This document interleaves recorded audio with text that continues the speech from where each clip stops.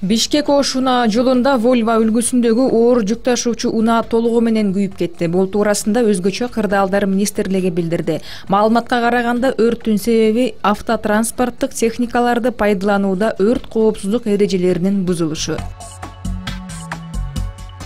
Ысык көл районунун Ананьев айыл аймагындагы тоо боорунда чыккан өрттүн калдыктарын 90 киши өчүрүп жатат. Маалым болгондой, өрт 9 август күнү кечке маал Орто Байсоорун тоосунан чыккан. 11 август күнү өрт чектөөгө алынган. Бүгүн өрт коопсуздугун сактоо үчүн өрттүн калдыктары жана чоктору казылып, жеринде өзгөчө кырдаалдар министрлигинин 30 кызматкери, жергиликтүү 30га жакын тургун жана Токой чарбасынан 30 кызматкер иштеп жатат. 2018 жылдын жыйынтыгы менен Кыргызстанда катталган диний уюмдардын саны 3319га жетти. Бул туурасында Улуттук статистика комитетинин 2014-2018 жылдара карата Кыргызстан цифраларда аттуу жаңы жыйнагында маалымдалган.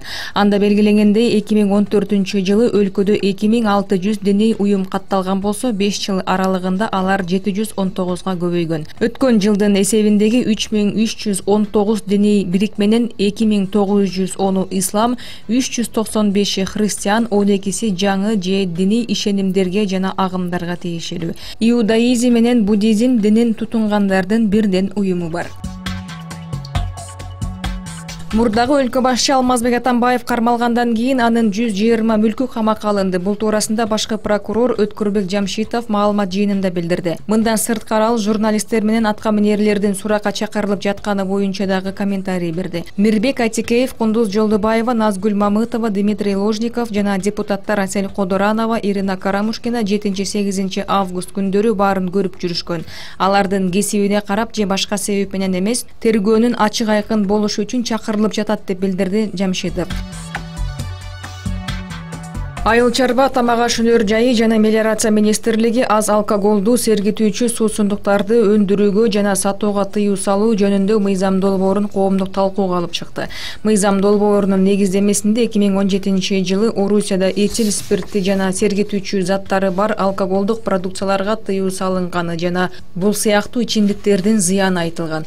Айыл чарба министрлигинин маалыматына караганда, аз алкоголдуу сергитүүчү ичимдиктердин терс таасирин эске алып, Кыргызстанда дагы ушундай эле чектөөлөрдү киргизүү сунушталууда.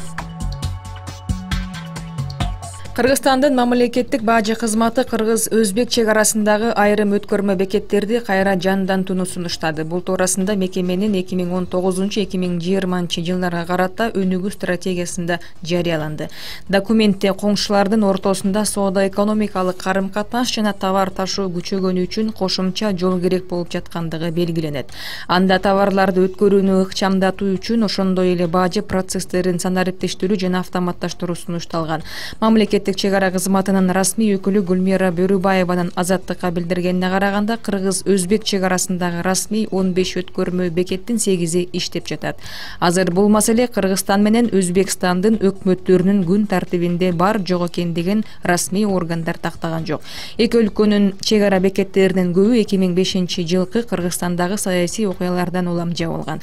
2016 жылы расмий Бишкек менен Ташкенттин алакалары жакындагандан баштап бекеттер кайра ачыла баштаган.